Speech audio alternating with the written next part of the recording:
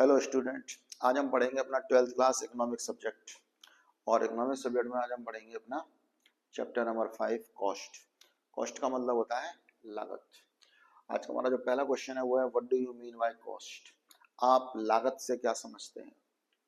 Cost is the total expenditure incurred in producing A commodity.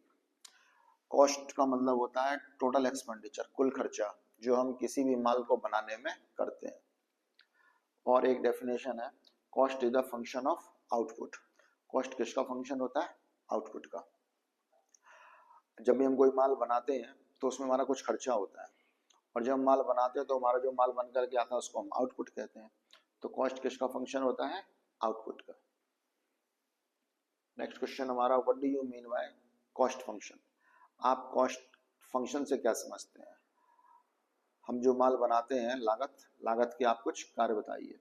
Cost function refer to a functional relationship between cost and output. जो cost function होता है वो हमें एक संबंध बताता है, किसमें? लागत में और उत्पादन में। जब भी हम कोई माल बनाएंगे तो 100% हमारा कुछ ना कुछ खर्चा जरूर होगा, और जब हमारा खर्चा होगा तो हमारा माल बन करके आएगा, उसी को अपन आउटपुट कहते हैं।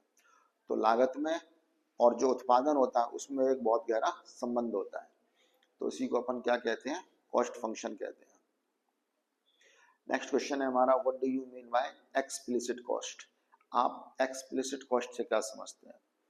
This is the actual money expenditure on inputs और payment made to outsider their factor services. These are easily traceable and are recorded in the books. Example के तौर पर सैलरी और वेजेस। एक्सप्लिसिट कॉस्ट का मतलब होता है बाहर की लागत।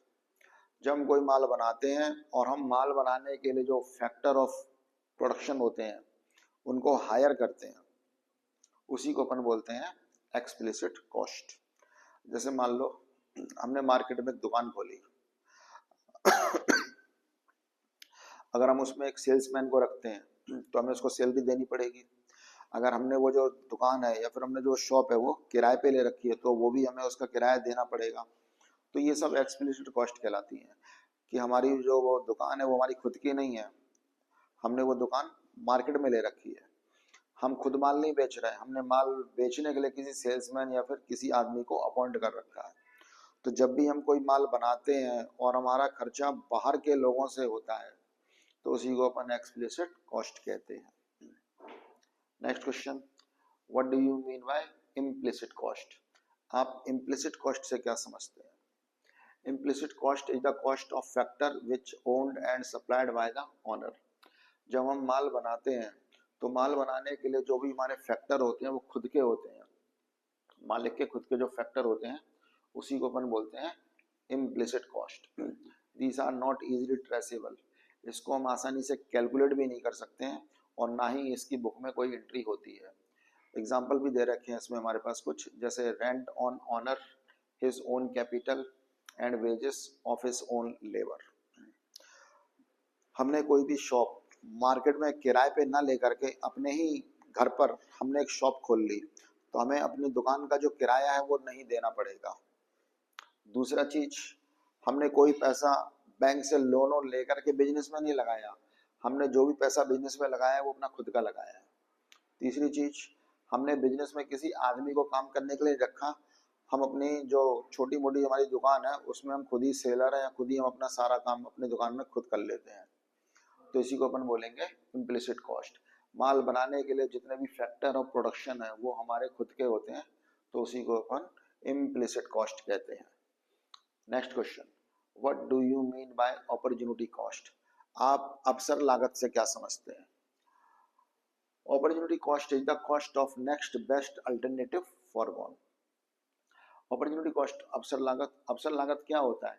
Next best alternative foregone. Foregone का मतलब होता है छोड़ देना। अल्टरनेट का मतलब हमारे पास एक ही काम को करने के दो या तीन जो तरीके होते हैं उसको अपन बोलते हैं अल्टरनेट। नेक्स्ट बेस्ट, अगला हमारे लिए बेस्ट क्या है? जैसे इसमें एग्जांपल के तौर पर हम एक चीज ले लेते हैं, मान लो हमारे दो जॉब लग गए, एक हमारा टीचिंग लाइन में लग गया और एक हमारा बैंक में लग गया। टीचिंग लाइन में हमारी जो सैलरी है वो है 50,000 रुपए, और बैंक में जो हमारी नौकरी लगी है वहां पर हमें सैलरी मिल रही है 80,000 यानी कि 80,000 रुपए। तो अगर हम बैंक की नौकरी छोड़ते हैं तो यहाँ पर हमारी जो अपॉर्चुनिटी कॉस्ट होगी वो कौन सी होगी, टीचिंग वाली जॉब हो जाएगी 50,000। क्योंकि हमें बैंक की नौकरी करने के लिए हमें किसका त्याग करना पड़ा, जो हमारी टीचिंग लाइन की जो जॉब थी उसका हमें सेक्रीफाइस करना पड़ा। हम दोनों जॉब नहीं कर सकते। हमने दोनों में से अच्छा जो बेस्ट है वो क्या चुना है, बैंक की नौकरी। अगर हम बैंक में जॉब करेंगे तो हमारी सैलरी 80,000 रुपीज है। अगर हम बैंक की जॉब अपॉइंट कर लेते हैं या फिर हम बैंक में जॉब कर रहे हैं तो हमें सेक्रीफाइस करना पड़ेगा टीचिंग लाइन का। तो यहाँ पर हमारी जो अपॉर्चुनिटी कॉस्ट यानी कि अवसर लागत कहलाएगी वो टीचिंग लाइन कहलाएगी। Opportunity cost is the cost of the next best alternative forgone. हमने दोनों में से एक बेस्ट चीज चुन ली। नेक्स्ट क्वेश्चन है हमारा, what do you mean by total fixed cost. आप कुल स्थायी लागत से क्या समझते हैं। Total fixed cost refer to those cost which do not vary directly with the level of output. जो कुल स्थायी लागत होती है वो उत्पादन के हिसाब से बदलती नहीं है। एग्जाम्पल के तौर पर rent, interest on loan, permanent staff salary, insurance. जैसे मान लो हमने कोई शॉप या कोई दुकान किराए पे ले ली, हमें उसका पर मंथ 10,000 रुपए रेंट यानी किराया देना है। अब हम माल कम बनाए या ज्यादा बनाए, प्रोडक्शन के हिसाब से हमारी जो टोटल फिक्स्ड कॉस्ट है वो बदलेगी नहीं। हमें महीने भर का जो रेंट है वो 10,000 रुपए ही देना पड़ेगा, चाहे हम माल कम बनाए या ज्यादा बनाए। ऐसे ही मान लो हम बैंक से लोन लेकर के आए हैं, हमें उसका साल भर का ब्याज देना ही पड़ेगा, हम चाहे भले ही उस पैसे को इस्तेमाल करें या ना करें। परमानेंट स्टाफ सैलरी, जैसे मान लो हमारा कोई एक बिजनेस है कोल्ड ड्रिंक का, हमारी जो फैक्ट्री है उसमें कोल्ड ड्रिंक बनती है, हमने उसमें एक मैनेजर को अपॉइंट किया, 25,000 रुपये हम उसको सैलरी दे रहे हैं, तो हमें अपने मैनेजर को 25,000 रुपये पर मंथ सैलरी देनी ही पड़ेगी, भले ही कोल्ड ड्रिंक की 1 बोतल बनाए या 10 बोतल बनाए या 1,00,000 बोतल बनाए। ऐसे ही इंश्योरेंस, इंश्योरेंस की किस्त हमें साल भर की भरनी पड़ती है गाड़ी की, चाहे हम गाड़ी 2 दिन चलाएं या 2 हफ्ते चलाएं या 2 महीने चलाएं, हमारी जो इंश्योरेंस का जो हमें प्रीमियम भरना पड़ता है वो साल भर का हमारा फिक्स रहता है। Next question, question number 7, what do you mean by total variable cost. आप टोटल वेरिएबल कॉस्ट से क्या समझते हैं। कुल परिवर्तनशील लागत, इससे आप क्या समझते हैं। Total variable cost refer to those cost which vary directly with the level of the output. वो लागत जो उत्पादन के हिसाब से या तो घट जाए या बढ़ जाए, उसी को अपन कहते हैं टोटल वेरिएबल कॉस्ट। एग्जाम्पल है इसमें रॉ मटेरियल, अगर हम कम कोल्ड ड्रिंक बनाएंगे तो कम हमें कच्चा माल चाहिए, और अगर हम ज़्यादा कोल्ड ड्रिंक बनाएंगे तो हमें कोल्ड ड्रिंक के लिए ज़्यादा कच्चा माल चाहिए। फ्यूल, पावर और लेबर, अगर हम कम सामान बनाते हैं तो हमें कम फ्यूल, कम पावर और कम लेबर चाहिए, और अगर हम ज़्यादा माल बनाते हैं तो हमें फ्यूल भी ज़्यादा चाहिए, पावर भी ज़्यादा चाहिए और लेबर भी ज़्यादा चाहिए। तो कुल परिवर्तनशील लागत का मतलब होता है जो परिवर्तनशील, जो चेंज हो जाती है आउटपुट के हिसाब से। कम माल बनाएंगे तो कम खर्चा होगा, ज्यादा माल बनाएंगे तो खर्चा ज्यादा होगा। Next question, what do you mean by total cost. आप कुल लागत से क्या समझते हैं। Total cost is the sum of total fixed cost and the total variable cost at various level of output. तो टोटल कॉस्ट का मतलब होता है कुल लागत। कुल लागत कैसे बनती है, टोटल फिक्स्ड कॉस्ट से और टोटल वेरिएबल कॉस्ट से। हम जब माल बनाते हैं तो कुछ खर्चे तो हमारे फिक्स होते हैं और कुछ खर्चे हमारे परिवर्तनशील यानी कि चेंज होने वाले खर्चे होते हैं। टोटल फिक्स्ड कॉस्ट को टोटल वेरिएबल कॉस्ट को अगर अपन जोड़ दें तो हमारी टोटल कॉस्ट आ जाएगी। What do you mean by average fixed cost. आप औसत लागत से क्या समझते हैं। आप औसत स्थायी लागत से क्या समझते हैं। What do you mean by average fixed cost. Average fixed cost refer to the per unit fixed cost of production. It is calculate total fixed cost by total output. हमारी जितनी भी फिक्स्ड कॉस्ट आई है उसमें अगर हम quantity का divide दे दें तो हमारी एवरेज फिक्स्ड कॉस्ट आ जाएगी कि पर यूनिट बनाने पे हमारा जो फिक्स्ड कॉस्ट हुआ है वो इतना हुआ है। Average fixed cost refer to the per unit fixed cost. जो स्थायी लागत होती है, औसत स्थायी लागत, वो कैसे निकलती है, उसमें अगर हम क्वांटिटी का डिवाइड दे दें तो इससे आ जाती है हमारी per unit fixed cost. Next, what do you mean by average variable cost? आप एवरेज वेरिएबल कॉस्ट से क्या समझते हैं? औसत परिवर्तनशील लागत। Average variable cost refer to the per unit variable cost of production. Average variable cost का मतलब होता है जब हम माल बनाते हैं तो कुछ खर्चे हमारे परिवर्तनशील मतलब चेंज होने वाले होते हैं। तो जितनी भी हमारी वेरिएबल कॉस्ट आती है, अगर उसमें हम क्वांटिटी का डिवाइड दे दें, टोटल वेरिएबल कॉस्ट में अगर हम क्वांटिटी का डिवाइड दे दें तो हमें ये मालूम चल जाता है कि हमारी एक चीज बनाने पर कितना हमारा वेरिएबल यानी कि परिवर्तनशील खर्चा हुआ है। Next question, what do you mean by average total cost? औसत कुल लागत से आप क्या समझते हैं?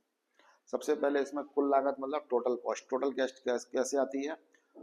टोटल फिक्स्ड कॉस्ट और टोटल वेरिएबल कॉस्ट।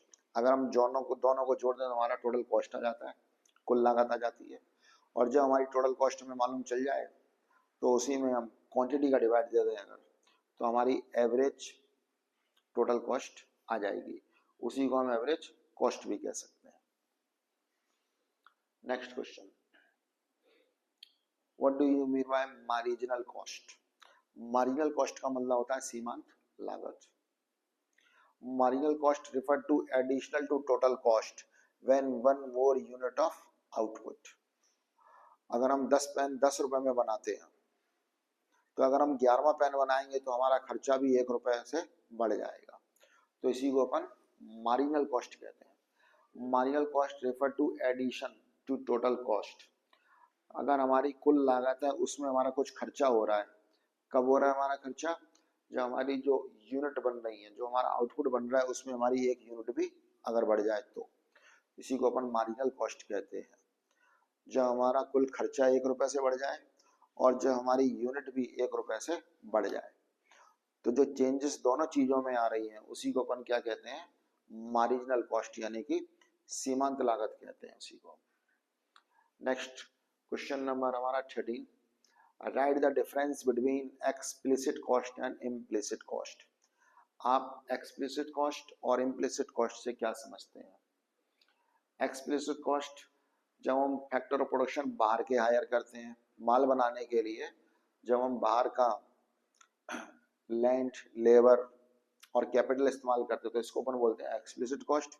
और इम्प्लिसिट कॉस्ट मैंने आपको बताया था कि जब हम माल बनाते हैं, जब हम प्रोडक्शन करते हैं तो हम अपने खुद के ही फैक्टर ऑफ प्रोडक्शन इस्तेमाल करते हैं, तो इसी को अपन कहते हैं implicit cost. It is the payment made to outsider for hiring factor service. जब हम बाहर के लोगों को अपॉइंट करते हैं, हमारी कैपिटल भी बाहर की रहेगी, बैंक से हमने लोन लेकर के बिजनेस में लगाया, हमने जो शॉप है वो भी किराए पे ली है मार्केट में, उसका भी हमें किराया देना पड़ रहा है। हमारे जो लेबर हैं, हम खुद काम नहीं कर रहे हैं, हमने बाहर के ही आदमियों को काम पे रखा है, तो जो भी हमारी माल बनाने की लागत आएगी उसको हम एक्सप्लिसिट कॉस्ट कहेंगे। और यहाँ पर it is the cost of self supplied factor. यहाँ पर माल बनाने के जो हमारे फैक्टर हैं वो अपने खुद के फैक्टर इस्तेमाल करेंगे। हम अपने खुद के मकान में या खुद की बिल्डिंग में अपना बिजनेस चला रहे तो हमें कोई रेंट नहीं देना पड़ेगा। हम खुद अपने बिजनेस में सारा सेल्स वगैरह करते हैं तो हमें कोई भी अपने आप को सैलरी भी नहीं देनी पड़ेगी। और हमारा जो पैसा है, जो हमारी कैपिटल है, वो हमने बैंक से लोन लेकर के नहीं, हमने अपना खुद का पैसा बिजनेस में लगाया है, तो इसी को अपन बोलेंगे implicit cost. Point number 2, it involve actual money payment on buying and hiring inputs. यहाँ पर हमने जो खर्चा किया है बाइंग, माल खरीदने में या फिर कच्चे माल को बनाने में हमने जो भी फैक्टर सर्विस ली है उसको अपन कहेंगे एक्सप्लिसिट कॉस्ट। हमने बाहर के लोगों को अपॉइंट किया है और हमने जो पेमेंट किया है एक्चुअल में उसको अपन एक्सप्लिसिट कॉस्ट कहेंगे। It involves imputed value by the firm. हमने अपने ही आपको सैलरी देनी है, हमने अपने ही मकान का किराया देना है और हमने खुद अपना पैसा बिजनेस में लगाया है, तो इसको इनपुटेड वैल्यू कहते हैं। इम्प्यूटेड वैल्यू मतलब होता है फैक्टर प्रोडक्शन हमारे ओन है, हमारे खुद के हैं। और लास्ट इसमें एग्जांपल भी है हमारे पास, जैसे हमने बाहर के लेबर को हायर किया तो हमें उसको वेजेस देनी पड़ेगी। अगर हमने शॉप ले रखा है तो हमें उसका किराया देना पड़ेगा। अगर हम इंश्योरेंस प्रीमियम वगैरह भर रहे हैं तो ये भी हमारे बाहर के खर्चे थे, तो ये सब हमारे एक्सप्लिसिट कॉस्ट में आएंगे। और यहाँ पर रेंट ऑफ ओन लैंड, अगर हम अपने ही जमीन पर अपने आप को लगान दे रहे हैं तो ये इम्प्लिसिट कॉस्ट है। इंटरेस्ट ऑन कैपिटल, अगर हम अपनी ही कैपिटल पर ब्याज दे रहे हैं तो ये भी हमारी इम्प्लिसिट कॉस्ट है। तो इस तरह से स्टूडेंट्स आज का हमारा जो चैप्टर है वो कंप्लीट होता है। आज हमने अपना चैप्टर नंबर 5 पढ़ा है इकोनॉमिक सब्जेक्ट का। हमारा चैप्टर का नाम था कॉस्ट। और इस तरह से आज हमारा 5th चैप्टर इकोनॉमिक्स का पूरा हो गया।